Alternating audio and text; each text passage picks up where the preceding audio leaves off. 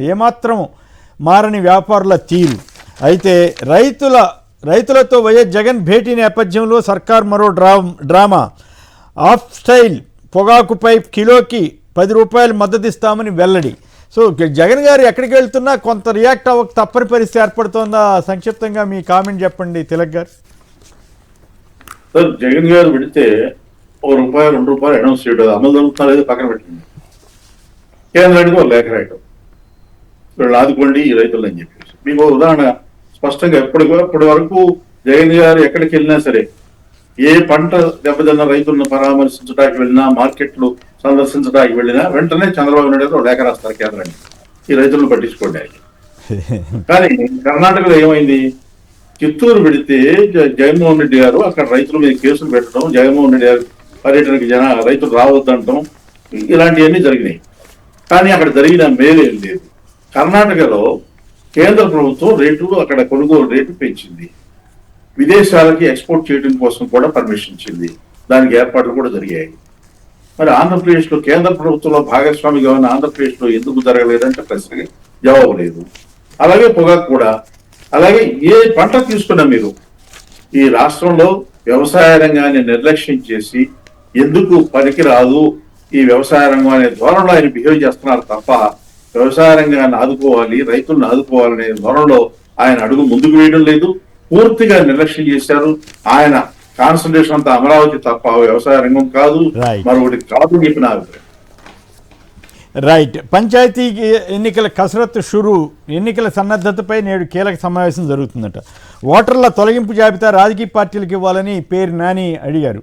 ప్రభుత్వంపై రైతులు తిరగబాటు ఖాయం అని చెప్పి జక్కంపూడి రాజా విమర్శించారు. విశాఖ భాగస్వామ్య సదస్సుకు సన్నద్ధం, విజయవంతం కోసం 7 కమిటీలు ఏర్పాటు చేశారట. అర్హులైన ఏ ఒక్క ఓటర్ను తొలగించమని సీఈఓ గారు అన్నారట. ఏపీకి సంబంధించి తెలంగాణ సీఎంతో కుమ్మక్కై సీమకు చంద్రబాబు ద్రోహం చేస్తున్నారంటూ రాయలసీమ సంబంధించిన శిల్పా చక్రపాణి రెడ్డి, శైలజానాథ్, అనంత వెంకటరామిరెడ్డి, కాటసాని రాంభూపాల్ రెడ్డి తదితరులు గోరకల్లు, అవుకు రిజర్వాయర్లు పరిశీలించిన సందర్భంగా వ్యాఖ్యానించారు. బీసీ నేతలపై ఆగని అక్రమ కేసులు.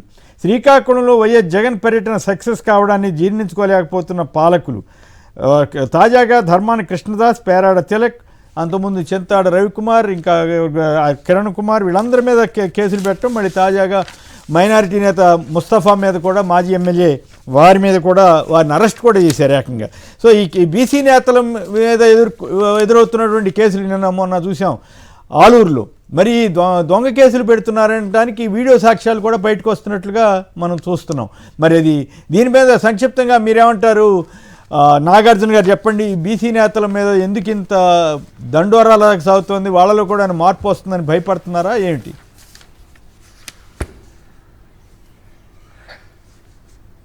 కొమేన్ గారు, ఆంధ్రప్రదేశ్ రాష్ట్రంలో చంద్రబాబు నాయుడు గారికి లేకపోతే నారా లోకేష్ గారికి ఒక విచిత్రమైనటువంటి సమస్యను ఎదుర్కొంటున్నారు సార్. అది మరి ఆ సమస్య గురించి మళ్ళీ ఎక్కువ మాట్లాడలేం కాబట్టి, ఆ సమస్య ఏంటంటే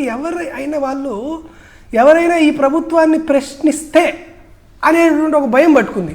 ఎవరిని ప్రశ్నిస్తే వాళ్ళని లోపలికి వేసేటువంటి పరిస్థితి వస్తుంది. ఆంధ్రప్రదేశ్ రాష్ట్రంలో మీరు ఒకసారి గమనించండి, కారుమూరు నాగేశ్వరరావు గారి కుమారుణ్ణి, కారుమూరు నాగేశ్వరరావు గారిని ఇద్దరిని ఇబ్బంది పెట్టేటువంటి పరిస్థితి ఒకవైపు కనపడుతుంది. తరువాత మన విరూపాక్షి గారిది కర్నూలు, ఆలూరుది మీరు చూస్తూనే ఉన్నారు. ఎవరెవరు ఒక మహిళ యొక్క నైటీని ఎవరు జించారనేది వీడియో సాక్ష్యాలతో తెలిపింది. విరూపాక్షి గారిని అదేవిధంగా అరెస్ట్ చేశారు. అటువైపు ఒక యాక్సిడెంట్ కేసుని అటెంప్ట్ టు మర్డర్గా మార్చి అటువైపు సిదిరి అప్పలరాజు గారిని అట్లానే భయపెడుతున్నారు. అటువైపు ధర్మాన కృష్ణదాస్ గారిని అట్లానే భయపెడుతున్నారు. తమ్మినేని సీతారాం గారిని అలానే భయపెట్టేటువంటి పరిస్థితి నెలకొంది. ఆంధ్రప్రదేశ్ రాష్ట్రంలో ఎక్కడ బీసీలకు సంబంధించి చింతాడు రవికుమార్ గారికి సంబంధించినటువంటి విషయాల్ని అదే విధంగా కనపడుతుంది.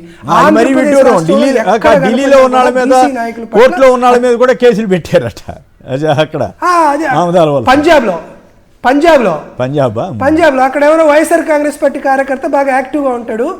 ఆ అబ్బాయి వాళ్ళ పాపని పంజాబ్ యూనివర్సిటీలో జాయిన్ చేయించుకుందామని వాళ్ళు ట్రైన్లో వెళ్ళి పంజాబ్ యూనివర్సిటీలో ఆ పాపని విద్యా సంవత్సరంలో జాయిన్ చేద్దాం అనుకుంటే ఈ అబ్బాయి యాక్టివ్గా ఉన్నాడు కదా, ఇతని మీద కేసు పెట్టాల్సిన పరిస్థితి నెలకొంది.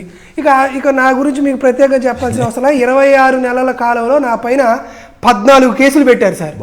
మీకు కొమ్మినేని గారు, మీరు నేను ఒక ఆల్ టైమ్ రికార్డ్ ఒకటి మన ఇద్దరి పేరు మీద ఒకటి రికార్డ్ అయినా ఆశ్చర్యపోవాల్సిన అవసరం లేదు. బహుశా భారతదేశ చరిత్రలో స్వతంత్రం వచ్చిన తర్వాత ఒక టీవీ చర్చా కార్యక్రమంలో కూర్చొని